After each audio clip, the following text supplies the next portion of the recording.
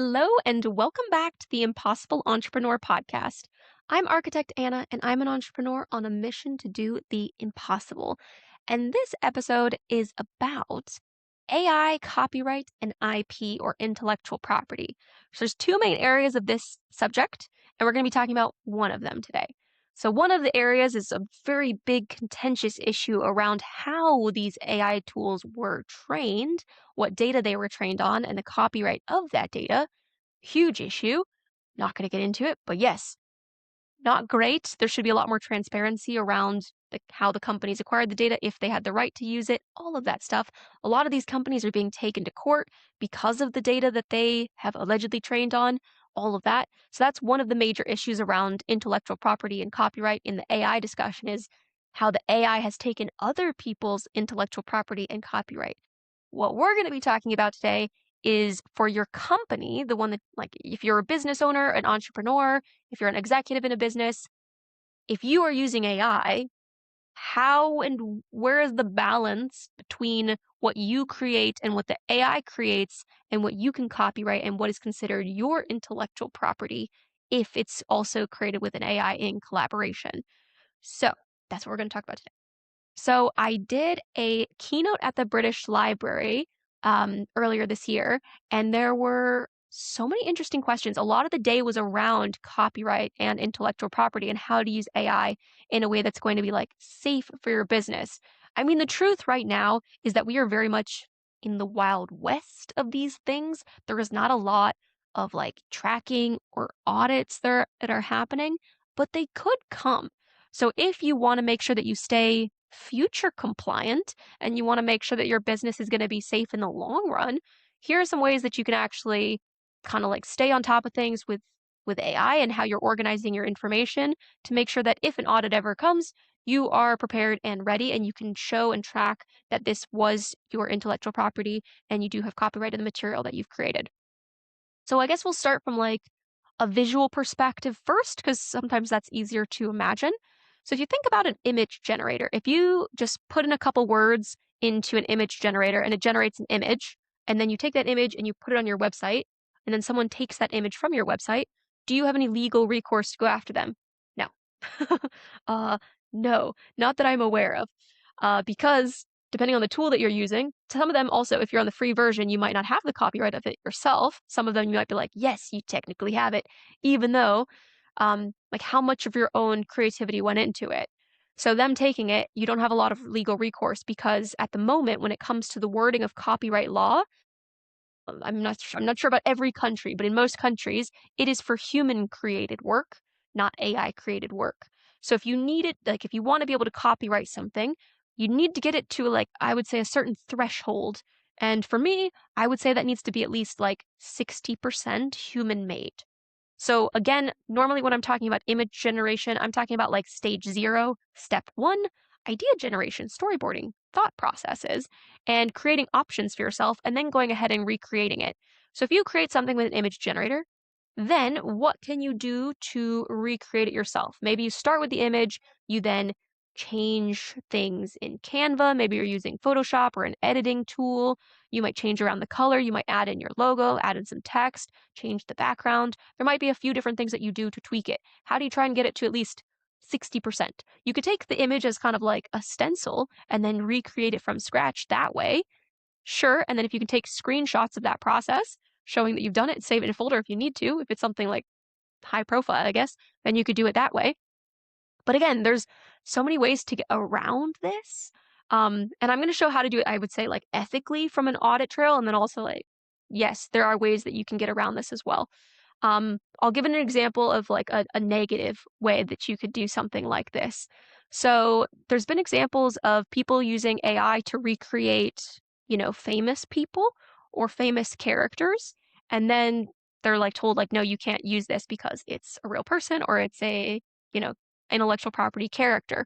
So what you could do, I'm not saying you should do, but like what you could do is you could then drop that image into a chatbot, a large language model, and you could ask it to describe the image in extraordinary detail, step by step, every color, every outline, everything, and then take that as your prompt and recreate it. So if ever it came back to you, you'd then be like, no, I didn't use that person. I used this prompt. So I'm saying like you can use an audit trail to show how you have created things, but it's also not like flawless, which is also why I don't see this being like enforced at the moment because it's really easy to get around at the moment. So with image generation, I would say try and get it at least like 60% human made. And I would say this across the board for like all AI generated work, ideally, because again, copyright laws do not match that. And also, copyright depends on what country you're in. It depends on what country you are in. So look at that. Also, there's usually an expiration date for copyright, could be like 70 years. And intellectual property is going to be like wider scope of options. So we're just talking about like both today. I'm not going to go into detail about the differences. So with images, with other types of work, you'd be like, okay, how to make it 60% human? Okay, let's move on from images to like apps, for example. There's lots of apps being created now. People can vibe code these apps. You can use no-code app builders like Lovable, like Bolt. There's plenty of different tools out there. You can code them yourself with also like vibe coding. There's plenty of ways to do it. And then it's like, how do you show your intellectual property for these different tools? One of the ways that you can do it, and this will work for a lot of different things that you might be creating for your business, is going to be using interview style prompting. So in the initial phase, when you go into a chatbot, if you are strategizing a build for something, whatever it might be, could be like something that you're planning on putting out publicly, could be like a book, could be an app, whatever it might be. First of all, the best thing to do is from an intellectual property like perspective, put in all of your ideas first, all of them, and make sure you're on a secure platform, chatbot that you like is not being used for training data. So even if you are on like a paid version, just make sure you go into your settings and data controls and make sure data training is switched off. It will say something along the lines of improve the model for everyone. Then put in your ideas. It's going to be even safer if you are on an encrypted account. So I'm putting my best long-term ideas in an encrypted AI tool rather than in my other ones. Entirely up to you. Anyways, so put in all your ideas first, all of your thoughts, all the context, and if possible, all of your supporting documents and examples. Then, of course, ask the chatbot, cool, here's the context, here's what I'm trying to do, here's my goal, here's everything I've included. Here you go. Please ask me one clarifying question at a time to gather further context to help develop this strategy, and then we can start to generate some ideas from it. Okay, cool. I mean, like, again, this is super vague because it could be for anything. And then what it would do is it would interview you. It would ask you one question at a time. And again, you can show, look, I answered that question. Therefore, it's my intellectual property. It came from my brain. You can see me answering the question. Of course, you could fake this process. You could fake the question process and all of that. But I'm just saying, like, if you're doing this from like a good-hearted, ethical perspective, try to put in all of your creativity and intelligence first rather than have the AI do that for you. I think there's so much value in human creativity and the intelligence we have with the work that we do and the interesting perspectives that so many people have within their roles and within the businesses that they create. So I would say try to put in as much of that first rather than just having it like brainstorm ideas. Because then if you did that, you showed the paper trail of like your chat being like, cool, I had it brainstorm 5 ideas with no context. They're like, well, those ideas aren't yours. I mean, ideas aren't I don't know, people aren't going to court for ideas alone, but depending on what you produce with those ideas, you want to make sure you have a paper trail that you can back up. And the best way to do that is again, putting in a lot of context first, your ideas, getting it to interview you so you can show I answered this, I answered this, I answered this, and then it generated, and then we had a discussion back and forth, my ideas, my ideas, my ideas, but also the information it gave was based on my ideas. Cool. Again, if you're doing image generation, if you're dropping in a bunch of reference images, you're like, here's my design style, here's the structure that I want it, here's the background that I want, picture, picture, picture. Now recreate something. You could be like, well, it created it, but you can see it's based off of my ideas. So really depending on which angle you're coming from, there's going to be a way that you can show it. You just maybe want to keep track of things. From a personal perspective, it's good to do this as well, even if, I mean, most people listening to this podcast would be entrepreneurs of some kind or leaders or executives trying to advance their businesses. So I guess I'll speak to that. If you're trying to develop things, you can absolutely do that. Again, a lot of this and a lot of the things you might create are going to come from your own inspiration. And one thing that I like to do to get more inspiration is get more knowledge. So if you can use these tools to gather knowledge, absorb information, and then help that, inspire and spawn new ideas, then that will be even better. So, I mean, that's not really something that you would have like a copyright trail for, but it will benefit the creative work that you're going to be doing. And of course, intellectual property isn't just about creative work necessarily, it's a lot of different things. But one of the things that you could do for your business, if you're not really like sure where you sit with this, is you could just ask it, like, what are a bunch of intellectual property copyright scenarios for my business industry that I should be considering? And then you could have those open discussions with your teams to see like what they think about it, because that's good. So that's one of the things we did at the British Library. Did my keynote, kind of like inspired a lot of conversation and questions, and then we went into breakout rooms to do like workshop where we had different scenarios that we would run through and try to come up with answers. So there's lots of different ways that you can look at it. So I've got a couple more notes that I think would be really cool to go over. Right. So as a business owner, or leader, entrepreneur, whoever you are, you may or may not already have your AI policy and guidelines, which might have something like this in it around how you go forward with creating content of some kind, whatever that might be for your type of business. And there's going to be a lot of different ways to use AI effectively and also like ineffectively, like you're using it just to like give you answers or give you information rather than like put in the stuff that you have in you that's valuable. And so one of the ways that you can enhance your AI policies and guidelines, if you have them, and if you don't, you can build them with an AI as well, just like discuss with an LLM, get it to interview you, ask you questions, feed in your documents and information about your company, is to go onto the MIT AI Risk Register. You can actually download it. I think it's like 1,700 items right now. 1,700 items around AI risk. A lot of them are around bias, which is also important when you're using them for any type of like output work, creative, intellectual property wise. And you can download the whole list and you can actually feed that into your risk register or your AI policies and guidelines and have it compare, have it give notes about how you can improve it, what might be missing, the biggest red flags of risk for your business. And also then you can start to develop further copyright IP objectives for your business if it is something that is very important to the work that you do. Again, it might not be, but it also depends on like the industry you're in, what country you operate in, and how you are using AI. You might not be using it at all.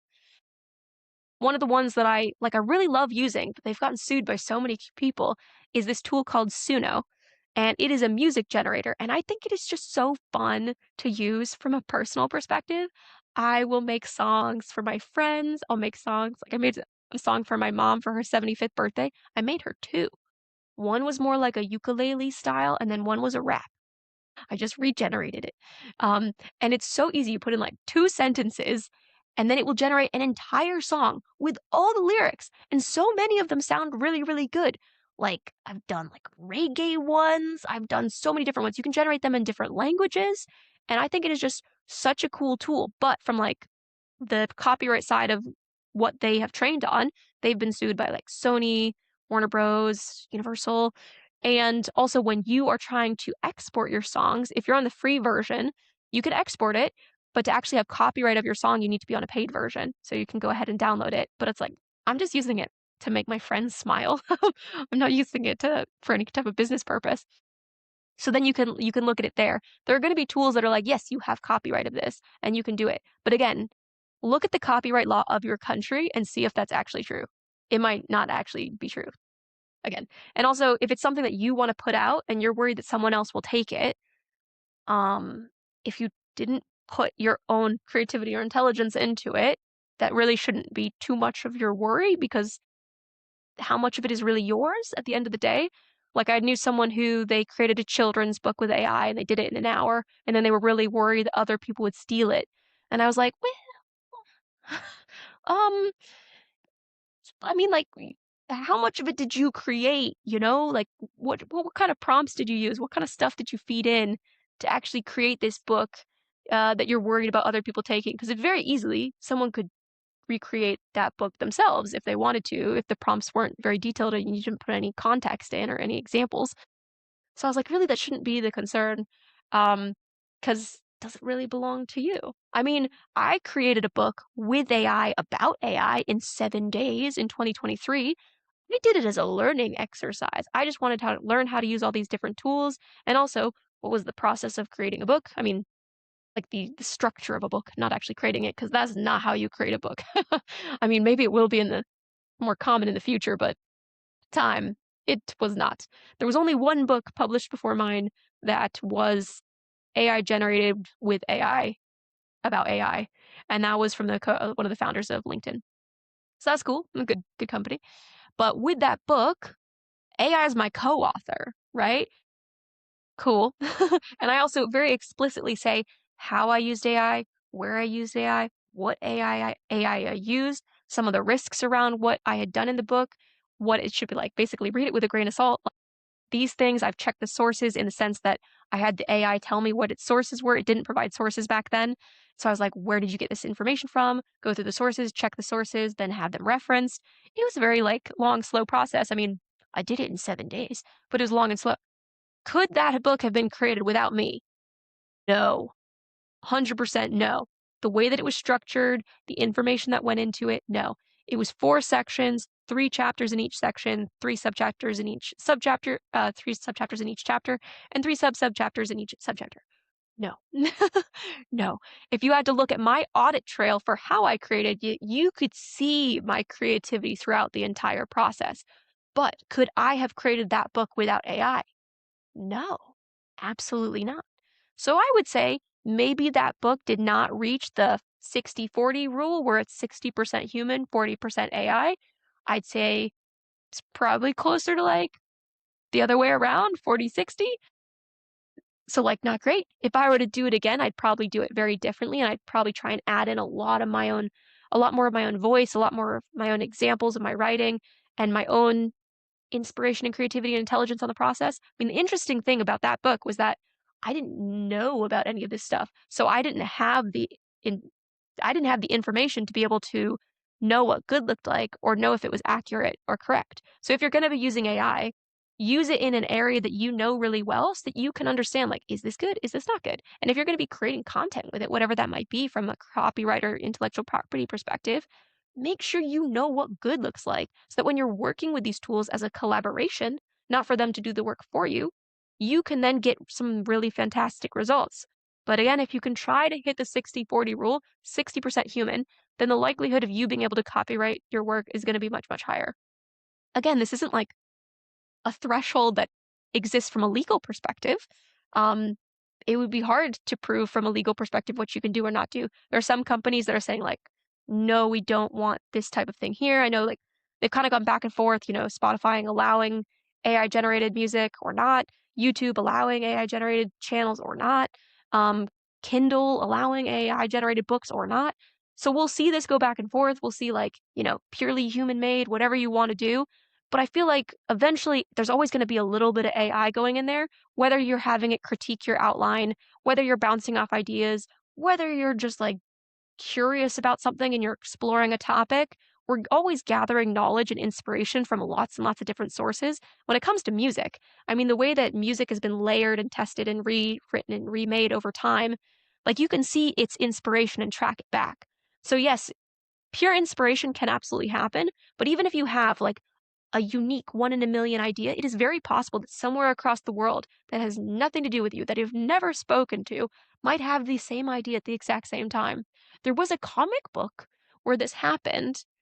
Um, it was like an angry little boy, and I think it was in the US and the UK, and they both came out, maybe even like the same day. Same type of thing, but like they look different. And so it's possible that you can come up with something and someone else can come up with something and neither of you stole it from each other. Anyways, getting off topic there. But yes, when you're thinking about your business, there's a way to do it well and not. And if you're looking to be compliant in the future, it's good to maybe try to build that audit trail in now. And one of the best ways to prove how much of your input went in is to actually put it in, is to put in the context, put in your ideas, get it to ask you questions to gather further context. And also the questions might be leading. So they might be giving you ideas while you're answering them, but still your response will show that it came from you. So those are just a couple thoughts. And yes, the whole area around like AI data training and all of that, whole separate issue. But this is specifically around businesses and how you're creating stuff and kind of like where the lines sit. Again, still in the Wild West. It's crazy out there.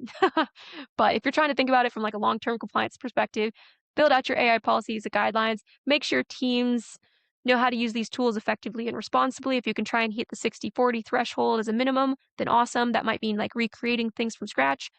That's okay. If it still means you've like saved a chunk of time early on and you are closer to the ideas that you want because of that time saved, great. Go forth. It'll be fine. Okay, so that's it for this episode. And in the next one, we're going to be talking about a new AI business model because AI is super disruptive. And that means like things are getting torn down, but also there's new things that are coming out. And I'm going to talk about one of those new AI business models. So I'll see you then.